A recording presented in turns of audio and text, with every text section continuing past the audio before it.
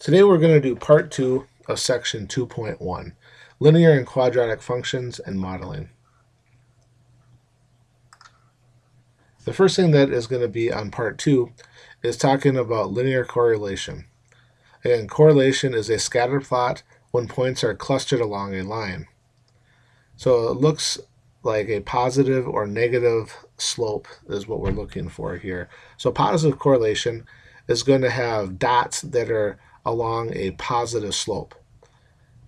So if I put in some dots here on my graph, this would be an example of positive correlation. It moves up from left to right. Next example is negative correlation. As you can imagine, it is moving down from left to right. So this would be an example of negative correlation. And we have reviewed this in other math classes. The last example of correlation is no correlation, which will give you points that are just scattered all over your scatter plot and have no correlation at all. Next thing we're going to talk about is we're going to focus on quadratic functions. Quadratic function is a polynomial function with a degree of 2. Standard form, which we learned last chapter, was ax squared plus bx plus c, where a, b, and c are just numbers. Another thing that we reviewed last chapter was the quadratic formula, which is x equals negative b plus or minus the square root of b squared minus 4ac, all divided by 2a. And we use the quadratic formula to find the zeros of the function, or where the function crosses the x-intercept, the x-axis. So just a reminder that if you are going to use your calculator, you do need parentheses in the front and underneath the radical, and also one at the end. And if you put everything in, you will need parentheses around the bottom as well. Now, the main focus of this section really is called the vertex form of a quadratic function. The vertex form is f of x equals a times parentheses x minus h parentheses squared plus k, where h and k represent our vertex. Then the vertex is where the parabola changes from negative to positive, or in this case from going from positive to negative. It's like the max or min, if you think of it that way graphically. So what we're going to be able to do with this equation is identify where that vertex is. We can also identify, does the graph open up, like the one on the top, or if it opens down, like the one on the bottom. And we can tell that by what a is. If a is greater than 0, if it's 1, 2, 3, if it's positive, then it's going to open up. If a is negative, it opens down. Just like we learned last chapter, if a was negative, it opened down. The other thing this tells us is where the axis of symmetry is. Then the axis of symmetry is where it divides the graph in half. An example would look like this, where we have a line that goes right through the middle. It's x equals because it is a vertical line, and notice that it matches up with our h, just like here. So if you can find the vertex, then you've found the axis of symmetry as well. Notice that the h is negative inside here. So if it's x minus 2, 2 is actually positive. That's going to be your x value of your vertex. Outside plus k. So if it's positive, it's positive. If it's negative, it's negative. So where are we going to use this? First thing they're going to ask is, can you identify from the equation the vertex and axis of symmetry? Again, if you can find the x value of the vertex, you have found the axis of symmetry. So like I said before, since it's minus 3, that represents that the h is a positive 3. Minus 2 means k is negative 2. So my vertex is 3, negative 2. My axis of symmetry is x equals 3. Notice how your h and your x equals are the same.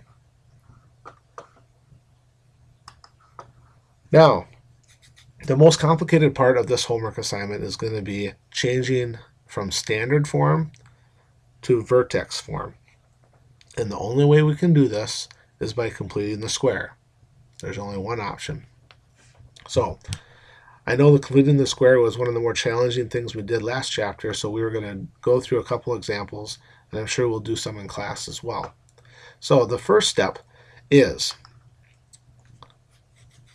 I take my plus 6 and I separate that out. I take my b, which is 4.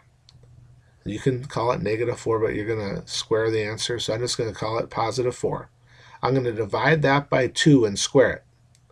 Now notice, I added it to the spot right here, and I'm going to have to subtract it on the right side. Mathematically speaking, if I add something and then subtract something, I don't change the value of the equation.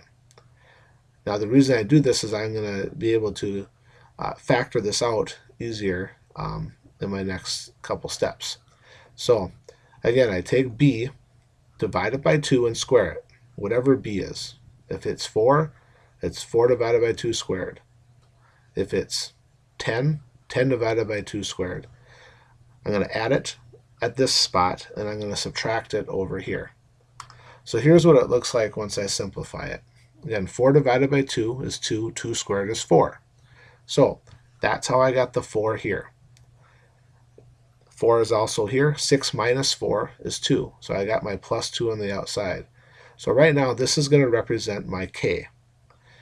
The last step I'm going to do is I'm going to factor x squared minus 4x plus 4 into x minus 2 parentheses squared plus 2. Since this value here is negative 4, that's why this is minus. How I get 2 is take the square root of 4. So that's why it's 2. So my vertex is 2, 2. Here's another example. So when I first look at this one, I notice that the equation is written backwards. It's 10 minus 16x minus x squared. The first thing I'm going to want to do is write it in standard form. So I switched it around to get negative x squared minus 16x plus 10. Now, if I want to identify some of my values, 16 or negative 16 is my b, 10 is my c in standard form. So what I don't like here is a negative in front. So I'm going to factor that out first. So using parentheses, if I factor it out, I get negative parentheses x squared plus 16x minus 10. So now I have identified this is going to be my a, negative 1. Now, I'm going to complete the square. Again, I take my b divided by 2 and square it. And I'm going to add it right after the 16x, and then I'm going to subtract it after the negative 10. Here's what it's going to look like. Again, 16 divided by 2 is 8. That's where I got the 8 from. 8 squared, I'm going to add it right here, and I'm going to subtract it after the 10. So if you wanted to jump right to the simplification part, this is 64, and this is 64. I leave it in this form because now this 8 represents what's going to go inside the parentheses when I factor. As you can see, it's plus because the 16 was positive here. This 8, the square root of 64 is 8. That's where I get my 8 here.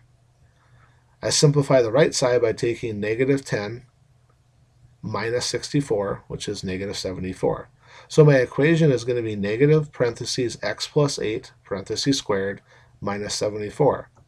My a is negative 1, my h is negative 8, and my k is negative 74. I've identified all the things I need to do with vertex form. I'm sure we'll go through a problem or two in class going over this.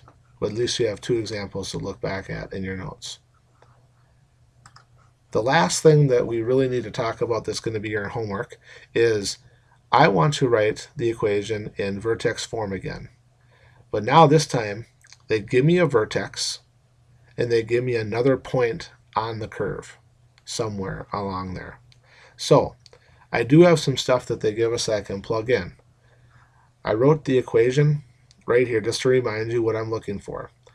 I need to figure out what A is, what H is, and what K is. Those are the 3 things I need to find. So right here, the vertex tells me what H and K are, which is great. I have 2 out of the 3 things I need to find. So the first step is plugging H and K into the equation. So I did this first. Since it's -1, that means it's going to be +1 inside the parentheses and -3 outside. Again, H was -1, K was -3. So I've done this now. So now I need to figure out what A is. This is where the other point comes in. Again, the point represents an X and a Y value. I'm going to plug 1 in for X and 5 in for Y. And I left them in red because that's what I added in. So now all I have to do is solve for A. So it's a matter of 1 plus 1 squared, which gets me 4A. So 5 equals 4A minus 3. And I don't have to go through all the steps for you guys, but we're going to add 3 and divide by 4. So we get A equals 2. Now I can take A and plug it into my equation for my final answer is going to be Y equals 2 parentheses X plus 1 parentheses squared minus 3. This is a little simpler than completing the square. You got to remember they give you H and K in the vertex. Plug those in first. Then use your X and Y values of the other point to solve for A. Plug that in and you got your final answer. The last thing on here, I just wanted to add in the notes because it's going to be in your homework. It's an example of a vertical free fall motion, which is in quadratic form. A couple of things that you got to understand here is that S represents your height. In calculus, we talk about it as the position of something. V is the velocity. That's how fast something is going. T represents your time. And G is your gravity. When you see V with a little circle underneath it or S with a little circle, that's your initial velocity or your initial height. It's called V naught or S naught. So this tells us how fast something is going when it first starts, and this tells us how high something is when it first starts. Again, just an example of a quadratic function that we can use in science and in some problems that we're going to solve. Homework for tomorrow is going to be page 175, 14 to 26, and 34 to 48 even.